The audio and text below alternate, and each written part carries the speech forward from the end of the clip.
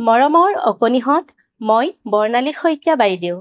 আজি তোমালোকলৈ লৈ আহিছোঁ ঝংকাৰ পাঠ্যপুথিখনৰ ৫ নম্বৰ অধ্যায়ৰ ৪ নম্বৰ অংশটি।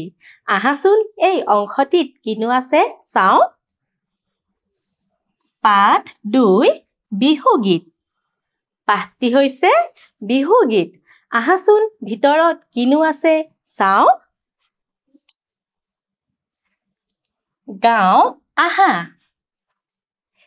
ইয়াতে আমাৰ বিহুগীত এফাকি লিখি থোৱা আছে আৰু এইফালে এজনী নাচনীয়ে নাচি আছে। এই বিহুগীত ফাকি গাই যাম, তোমালোকেও মোৰ লগতে গাবলৈ যত্ন কৰিবা।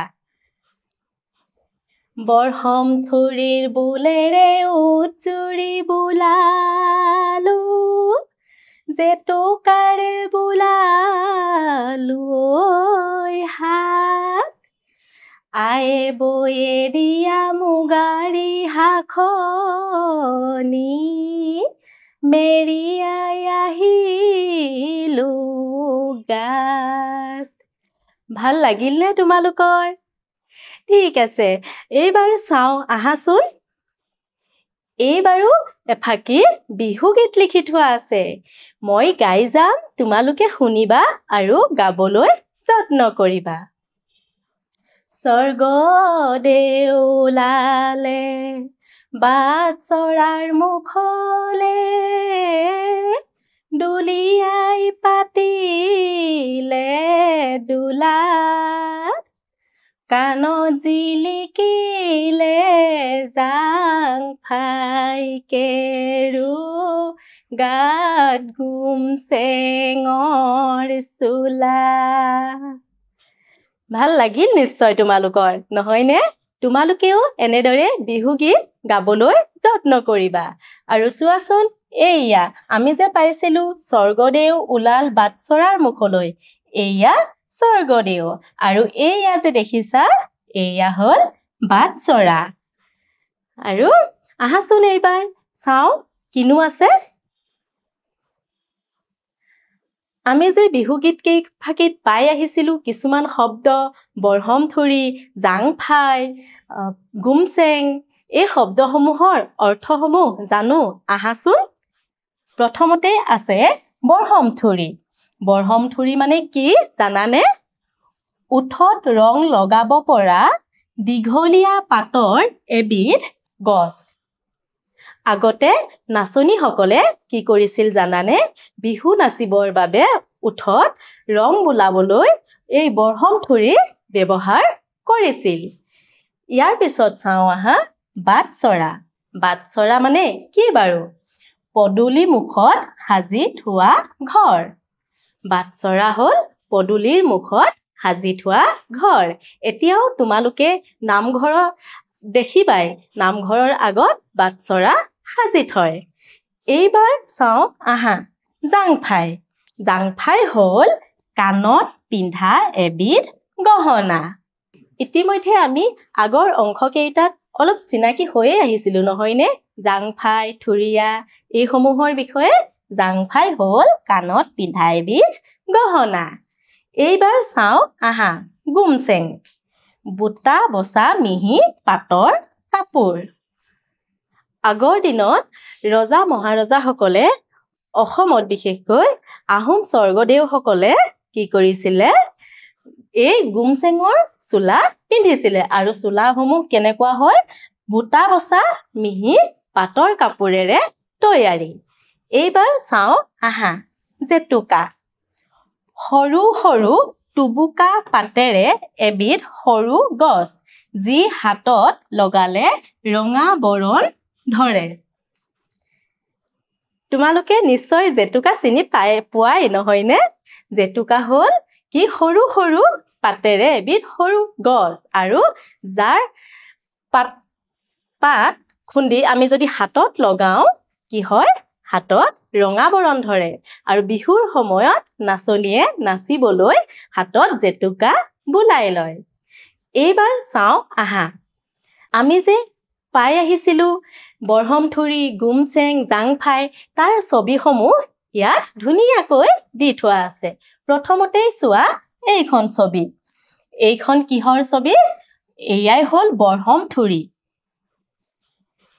এইয়া চোৱা আমি যে পাইছিলো গুমচেঙৰ চোলা এইয়া হ'ল গুমচেঙৰ চোলা আৰু এই ছবিখন দেখিছা এইয়া হ'ল জাংফাই আৰু আমি হাতত যে লগাও জেতুকা এইয়া জেতুকাৰ পাত নহয়নে এইবাৰ চোৱাচোন বাটচৰা এইয়াই হ'ল বাটচৰা এতিয়া নিশ্চয় ছবিসমূহ দেখাৰ পাছত তোমালোকে আৰু ভালদৰে বুজি পাইছা এইবাৰ চাও আহাচোন কথা পাতো আহা